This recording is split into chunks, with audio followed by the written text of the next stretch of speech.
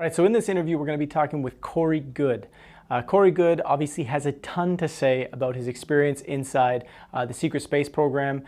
He's been coming forth over the past few years and really sort of bringing to light a lot of very specific details inside, what's going on inside these secret space programs and so forth that were known by some people, but it was kind of kept very quiet. And so now lately it's been on a lot of people's minds, what exactly is going on? What do the technologies look like? What are the relationships with other nations, i.e. other extraterrestrial, life forms and so forth? What does that look like? What are things like beyond what's going on here on Earth? And that's a lot of what Corey talks about. So we're going to get into this interview. We interviewed him a couple years ago while we were at Contact in the Desert. And we were just kind of looking to get a little bit more of a deeper insight on some of the spirituality as well that comes with extraterrestrial contact and all that sort of stuff.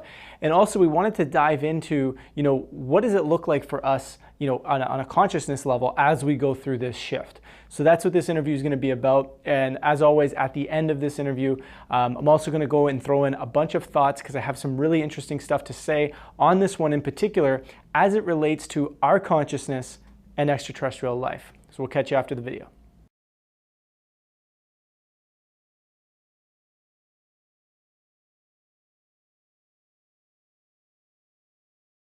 What are you most passionate, what are you most excited about when it comes to this field? What I've become most passionate about is the thirst that people have for new knowledge. And I've been very excited to see more and more data coming from the government and scientific organizations that is validating a lot of what has been given by insiders in this field. You had mentioned revolution a little bit in the previous one. Yeah. Right now is a very exciting time. It's a time that you see it in the political arena, what's going on in Brazil and many other places. It's a time of revolution. It's a time of the people, the 100th monkey effect occurring. Everyone is having a collective conscious evolution all at once, and they want the truth. They're tired. They know they're being lied to about many things, and they're ready for the truth. Why do you think now? What's so important about the time now? Why is it happening now? It has to do with our mass consciousness. It is the information makes it to one person. It makes it to all of us, and this information is spreading throughout our mass consciousness. And people that don't consciously know why they're upset or why they want to know more are pulling from that mass consciousness and are demanding to know what they don't, or what's been kept from them. Mm-hmm. So in this whole thing of people wanting to know more and kind of this revolution or awakening that's going on, how does ET disclosure and the whole UFO field, how does that fit into this whole thing? Well, ET disclosure, the disclosure of non-terrestrials and the technologies related to them is a major part of where we're going to go in the future evolution-wise. And that's, the release of technology and knowing that there's other life in the universe is a big step. But another part of this disclosure, or a full disclosure, is going to be finding out about our true history, of finding out what we really are, how we came to be. And when all of the lies and falsehoods are removed, then we're going to expand and come together like we've never seen before. I guess just to quickly touch on them, why has there been so many lies from your perspective? What's been going on there? People that tend to gravitate towards being in power are usually sociopaths, and sociopaths like to hold on to power at any cost. People that are more loving and service to others usually are going to be more laid back and not pushing for the truth like we really should be. And a lot of these powers that be have occult beliefs that they have been indoctrinated into since birth. And these occult beliefs tell them that they are the elite and we are sheeple. We are of really no use. So it helps feed their sociopath nature and feed their nature of not sharing the information or power with the rest of humanity. They keep all of the technology and information to themselves. Mm-hmm. It's a way to control us. Mm-hmm. And so, part of this revolution, part of the stuff that's happening, a lot of people talk about a sort of a spiritual or conscious element to it that would awaken in humanity. Can you touch on that side of this journey? If we received all of this hidden technology, suppressed technology, such as food replicators, life extension technology, and free energy, in the spiritual state we are now, we wouldn't be all that better off. But if we get a full disclosure of our history and the history of the solar system, then it's going to cause us to grow as a group consciousness and be able to handle not only these new technologies, but also be able to handle the new relationships we're going to be developing with non-terrestrials. So, part of I guess from a spiritual, people sometimes, they'll suggest that we're not evolved enough spiritually to handle the release of these types of technologies. Can you touch on that idea? Well, I would ask the question, how will we ever become spiritually or psychologically ready if we're not given the information? I mean, it's the chicken or the egg. We need the information. We need to be shocked out of this, shocked awake, because we're asleep. So we need to be jolted. And some of the information might be a little uncomfortable, but most of it's going to be very empowering. And it's going to help us as a civilization grow and come together, because we're very fragmented by design. So when people do talk about the idea of disclosure, sort of from the idea of full disclosure, like, hey, let's tell us everything. In terms of full disclosure, in terms of that sort of stuff, what might that look like? When might it happen? What's holding it back other than just the powers that be? Is there? I don't really think that a full disclosure moment is going to come from the government. I don't think we're going to see, the president walk up and give us the entire truth. They may give us a little bit of the truth, whatever truth that doesn't show egg on their face. But it's going to take humanity coming forward and demanding the truth. The full disclosure is going to come through us. Each of us, one by one, realizing, wait a minute, we cannot possibly have gone since the 1800s and not developed new technology. Why are we burning fossil fuel? We cannot have gone over 100 years and only have advances in material science and not our greater technology. There's something going on. And when the more nuts and bolts kind of people start to realize that and ask questions, that's when we're going to get the answers. So what can the average person do? If we were to try and empower an individual today, right now, what can they do to help this process or help this journey of both evolving humanity but also bringing on the truth? I think part of it is we have to step out of our comfort zones, and we have to talk to people that normally would roll their eyes before you finish UFO.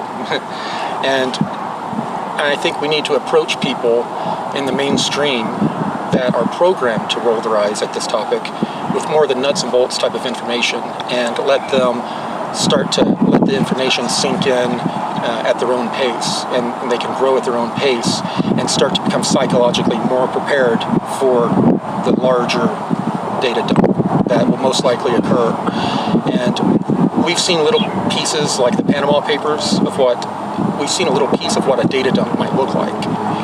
And a complete data dump will be a dump of all of the information that has been accumulated. Okay. I'm just trying to think of a next good question. Okay, let's go here. So in terms of spirituality and consciousness, in opening up to brothers and sisters out there, extraterrestrials, that sort of thing, what does their spirituality look like? And does it relate to us? With the non-terrestrials, they do not separate spirituality and science. Everything is one together. Right now, our mainstream science, it's basically a religion. They have theories, they work to prove them, and then when they have these theories, they stick to them like it's a religion. And they don't want to look at the non-physical components of what's occurring. They try to use quantum physics and that kind of thing to explain the magical aspects of the world. But until we learn to mix the two, we will not be where most of the non-terrestrials are. Okay. And what relationship do these non-terrestrials have to humanity? Are they interested in us, and why might they be interested? Yes, they're very interested in what's occurring down here. The positive non-terrestrials have for a long time been trying to guide us to make the right decisions, and as a collective consciousness to begin to demand the truth, and also to have us align ourselves spiritually to become more spiritual and to live in more harmony with the earth and our environment. There are some of the non-terrestrials that they're more concerned about our environment than they are us. So it's a very complex relationship that we're about to engage in with these beings, and they're ready for us to step up and treat the planet and each other the way we should. It's time. As to why they would be so interested, some of them have communicated that they are tied to us, either karmically or in some sort of way, that they need us to progress before they can progress, because there is a larger community out there, and we're all tied together. And if one community is not healthy and thriving, it affects all the other communities on one level. So just to pull back for a second, what's your background, and how did you sort of get into this position of speaking about this stuff? My background is, I at the age of between 6 and 7, I started to be brought into some secret military programs that are often referred to as MILAB, which stands for military abduction. It's kind of an umbrella term. But what it was is it was a program where they brought in children. When you're young, you don't realize, that you haven't, the world hasn't destroyed your idea of magic, and that you haven't been told there's not a Santa Claus and all that yet. They look for people who they consider starseeds or wanderers that are gifted and are special, and then they exploit those gifts to try to use them for their own purposes, for their own operational goals. And I was brought up through that program, and in that program, the training determines where you will be drafted in, which program you'll be drafted into. And because since the age of 7, I was being trained to interface with non-terrestrials, I was brought into the secret space program. Okay. I'm just trying to circle back to where we left off. We spoke about ET's relationship here. Why now? Okay, so going into what might it look like for the average? So you spoke about how the ETs, they want us to step up, and they want us to kind of get involved with the changes that are happening and respecting the planet. What might it look like for the average person? This relationship now with ETs is made somewhat of a reality. How might their life change on an individual level? Well, there'll be as many differences as there are individuals. Each person's going to respond differently, of course. But when you're not having to work 40 hours a day to survive inside the Babylonian money magic system, which is thousands and thousands of year old control system, when we have free energy, food replicators, life extension technology, you don't need a financial system. That you don't need a control system. So we're going to be, right now, a lot of us think we're free, but we're really free-range slaves. And for the first time, we're going to get a taste of what real freedom is. Okay, so you pretty much touched on the next question then. So let's go into, I guess if you had an inspiring message, or if you had something that really, was close to your heart in terms of what you would want every human to know right now, as it relates to this whole topic, what would it be? That we're on this planet, we're all in this together. We've heard so many times that we are all one, but it's really the truth. We breathe the same air. All the water we drink is recycled over thousands of years. Many people have drank the same water. We've breathed the same air. And yet we are at each other's throats. We are letting little differences in belief systems drive us apart when we have so much that could, when we have the truth that can bring us together finally as a collective. It's really exciting, and it's an exciting time. Mm-hmm. You've spoken in the past about the idea of kind of being more service to others and that sort of stuff. Why is that kind of stuff important, and what does that create in terms of a relationship on the planet? Well, what I've spoken about quite a bit is that a message that was given to me to share from the Blue Avians was that humanity needed to become more forgiving of others and ourselves, which is the hardest thing, to become more service to others. And if we start thinking of other people, becoming service to others, that's what it is, then just think if every single person on the planet started thinking of other people and trying to make other people happy. Overnight, we have a different world. People are becoming more loving, forgiving, and forgiveness breaks the wheel of karma. It stops the wheel of karma.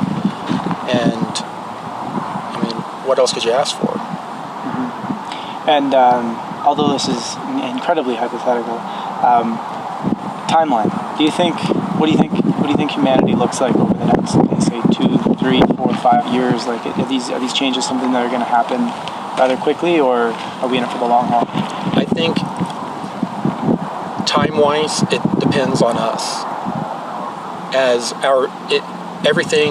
The timeline is affected by our group consciousness. We have a co-creative consciousness that all of us are co-creating everything around us right now. And one of the things that's been hidden from us is the power of our co-creative consciousness. And people have used it against us in the form of magic and mind control. And once all of us get together and use that power to co-create, then we're going to be on the same level as the non-terrestrials that so many of us look up to. Mm-hmm. I think a lot of people would want to sort of experience and feel that co-creative power and what that might feel like, so that they can relate to it. Is there a way, or is there anything they can do to try and connect to that and feel that within themselves? I believe it's very important for a person to know thyself, to become introspective, to to look at the dark things about yourself, shine the spotlight in that dark corner, and also spend a lot of time developing your ability to meditate. Those are two very important things. And another thing is your diet. A diet free of all of the additives that are added to the food. And basically the food's been weaponized from several insiders that we've heard from. The food's been designed to kill us and kill us quickly and make us lethargic. So going to higher vibrational foods is also going to help the process. In this sort of climate of fear that is so dominant in the space, what message could you impart that's going to give people hope and make them realize that there's something much greater going on? The unknown always brings in trepidation and fear, but the fact is there's going to be some uncomfortable information that comes out, but that's just going to have to be chalked up as growing pains. The technology that's going to come out and the greater data download that's going to come is going to be nothing but empowering. And we're, like I said before, for the first time, we're going to be the captain of our own lives instead of free-range slaves. A good question as well about telepathy. And so we hear a lot about that point of contact being elevated within terrestrial beings. Can you speak to that? And there's lots of young kids now that are born, it seems, with more access. Is there any kind of relationship there, or is it just a coincidence? A lot of the children being born now are very high vibrational. They're coming here for a reason. They're coming here for a mission. Telepathy is something that is available to everyone. We just don't know how to quiet our minds, and we don't know how to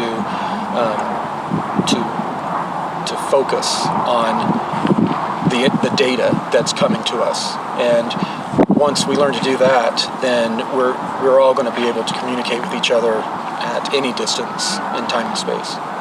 Would you say that within military technologies, everybody gets obsessed with, more tangible material, technological changes that are coming, and then other people talk about it's really about psychology and honing, whether it's remote viewing or telepathy. Which do you think is more, in fact, prevalent in being honed within high intelligence? I heard like half of that because of the wind. So it was just a question. The wind's picking up. Yeah, it was just a question about psychology and the military, and whether that's really the new technology that is really being focused on within high intelligence military versus the more tangible technologies that people like to look at. Within the many layers of the unacknowledged secret access programs, everything's compartmentalized. So a lot of in just about every compartment, they're told you're at the top of the totem pole, you know everything there is to know. So there's a lot of control going on inside the military industrial complex. So when the truth comes out, they're going to be most of them are going to be just as surprised and upset as everyone else. I have a question. The importance or the purpose of humanity and our connection with either ourselves or otherworldly origins or beings. Yeah, everyone is wanting to have that non-terrestrial contact moment, and many of them are ready for that moment as well. But before that, they're waiting for us to mature a little bit and work out a lot of our problems down here. They're not going to do it for us. They're creating an environment to where we can solve our own issues. And that's the next step. We need to stand up, work together, and solve all these issues that we see on the planet. All right, so that was a pretty extensive interview there. And, again, straight to the point. When it comes to something he mentioned earlier on in the interview where he was talking about, some of this awakening or some of what's going to happen is going to be a little bit uncomfy for us. This is something that we've dealt with here at Collective Evolution for the past, I would say at least 5 years. I mean, we've been going for about 10 years now. And that particular thing is that people will sometimes view this information or what it represents or what it's saying about what's going on in the world, they'll view it as negative. And the reason for that is because it brings up a little bit of a feeling of like, oh my gosh, is that actually happening in our world? Is that really what's going on? And then we associate that feeling, having to look at those feelings within ourselves, having to look at those feelings inside humanity, inside what's going on out there, and saying, I don't really want to look at that stuff. It's our own micro version of not wanting to view our darkness, right? It's the macro version of not wanting to view our own darkness within us. So when we're introspective and we're starting to look at ourselves and we see aspects of ourselves that we want to change, we sometimes shy away from that. And thus we do the exact same thing when we look at the world out there. So whenever you're hearing people say things like, oh, it's negative to look at that, or, oh, that we don't want to talk about those things, the pedophilia stuff that's going on, let's not talk about that, or, some of this cover-up stuff, it's all negative, just focus on the good stuff. That's not what we're here to do, right? And I know that's a tough thing for people to sometimes look at and sometimes realize, and it's very easy to just throw a new age washy sort of view over top of it, which says, only focus on the positive stuff.